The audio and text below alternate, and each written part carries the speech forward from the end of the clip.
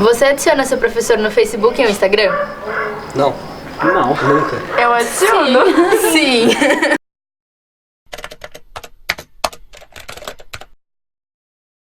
No meu Facebook, acho que 90% dos que estão inscritos ali, dos meus amigos ali, são alunos. Eu tenho vários. Meu professor de filosofia. sabe o que eu tô fazendo nas minhas redes sociais. Eu faço parte de vários grupos de WhatsApp de ex-alunos, né, que acabam criando grupos de rolezinhos, para reencontro, marcar para matar a saudade. Eu sempre estou lá.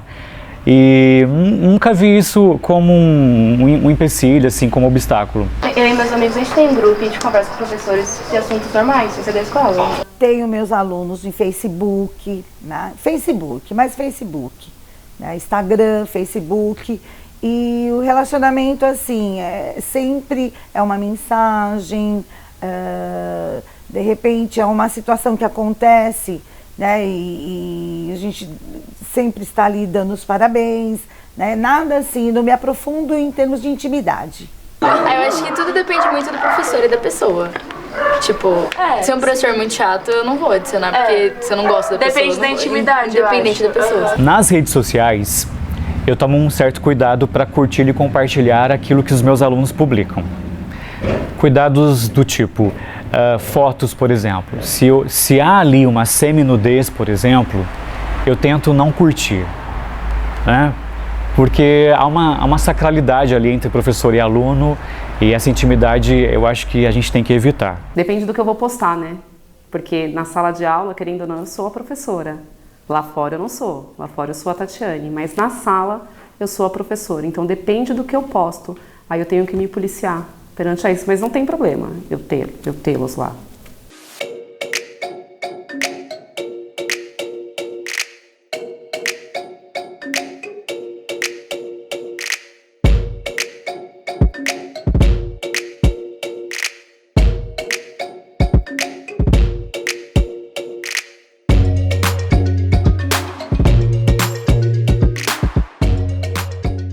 Já fizemos atividades extra-classe e é muito importante essas atividades extra-classe, porque nós conhecemos os alunos, assim, não só, né, dentro da sala, principalmente fora. Não podemos ter uma visão do aluno dentro da sala de aula. Nós temos que sair, né, da escola para a gente conhecer um pouquinho mais, porque o aluno é diferente fora.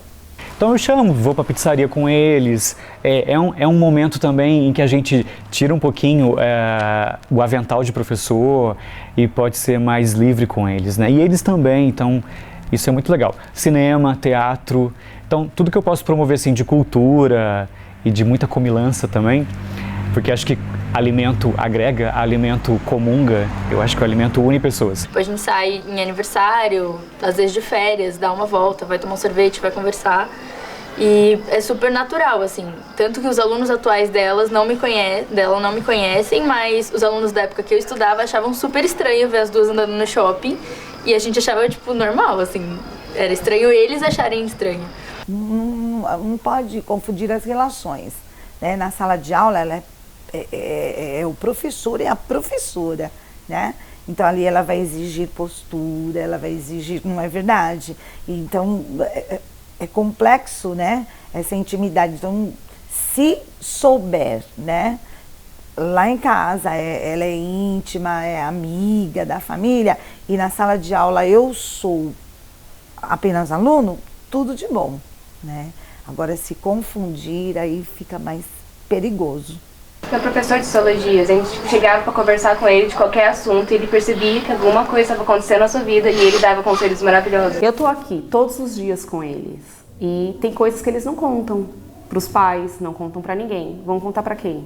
Pro professor. Eles confiam. E você tendo uma amizade fora, eu acho que agrega mais. Se ele passa por um problema, eu tenho essa amizade, ele vai fazer o quê? Ele vai me procurar. Eu sempre percebi que a sala de aula, e eu digo isso para muitas pessoas, a sala de aula hoje é um oásis nesse deserto das relações superficiais. É o único momento, de repente, que o adolescente, o jovem tem para se relacionar de verdade com pessoas, além do mundo virtual. Então, eu busco, logo nos primeiros dias, nos primeiros meses, manter esse contato, essa relação afetiva porque isso vai contribuir posteriormente depois em sala de aula. Eles chegam assim, Pro, vou te contar um segredo, tá? Aí eu, a senhora não vai contar pra ninguém, né? Aí eu já deixo bem claro, não é assim. Eventualmente, alguns alunos acabam conversando no particular comigo, né? E acabam dividindo certas intimidades. Do tipo brigas com pais, términos de relacionamentos, ou até dúvidas com relação à profissão que quer exercer, né? Tem uma professora minha que dava aula de matemática, a Cíntia, e, a gente conversa sobre tudo, literalmente tudo. As relações afetivas, elas têm um preço. Então, como professor, se eu me predisponho a ficar mais próximo deles, inevitavelmente haverá esse desabafo, haverá essa troca. E sim, muitas vezes eles nos veem como mentores, não só para buscar uma profissão, uma vocação, um meio de trabalho, mas também um direcionamento para a vida, né? Porque são seres que estão em formação, estão cheios de dúvidas. Toma cuidado, não se envolva tanto com os alunos, isso é perigoso, eu já ouvi histórias assim, assim, assim. Eu escuto, né? Eu acho que você tem que ser o que você é. Você tem que mostrar o que você é. Lógico, eu tenho professora, eu sou professora, mas eu sou um ser humano. E por que eu tenho que ter 2 perfis? Eu não tenho 2 vidas, eu tenho uma. Eu tenho uma proximidade muito grande com vários professores meus e não necessariamente uma profundidade grande. Tem alguns que tem mais, tem outros que tem menos, mas acho que varia muito. Aconteceram alguns problemas, né, com relação a esse excesso de intimidade. Uma aluna se afeiçoou a mim de outra forma, né? Isso acontece, isso é natural, tanto para meninos quanto para meninas. Muitos até têm fetiche com o professor. E acabou se declarando via WhatsApp.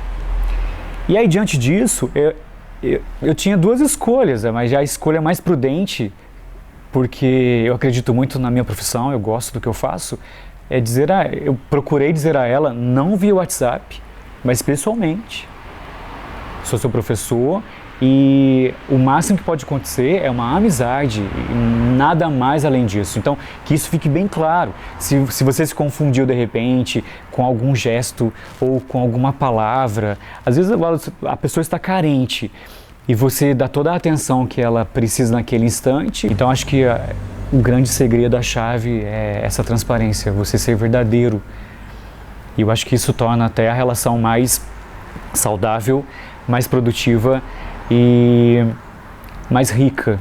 Mas tem que ter cuidado, sim, com o que você vai falar, com a sua postura, o que você vai beber, o que você vai tomar. Tem que ter um cuidado, porque ele vai ser seu aluno e você é um espelho para ele, né? Então tem que ter um cuidado. O relacionamento entre professor e aluno, fora, né? Extra classe, extra escola, é importante, sim. Eu acho que desde que o professor tenha limites, né? Porque a gente tem que ser exemplo. Por outro lado, assim, eu considero assim, meio perigoso, né?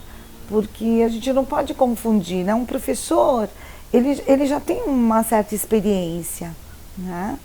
E eu acho assim, eu acho muito delicado, penso dessa forma, né? Nessa relação professor e aluno, que transcende a sala de aula, eu só vejo assim pontos positivos, né? Porque isso vai repercutir depois em sala de aula, esse retorno, né? Então, essa relação mais íntima lhe permite mais respeito, de repente. Porque alguns colegas, e eu não quero criticá-los aqui, mas usam muito o medo para respeito. E a gente sabe que na história da humanidade, aquele que usa o medo para ser respeitado.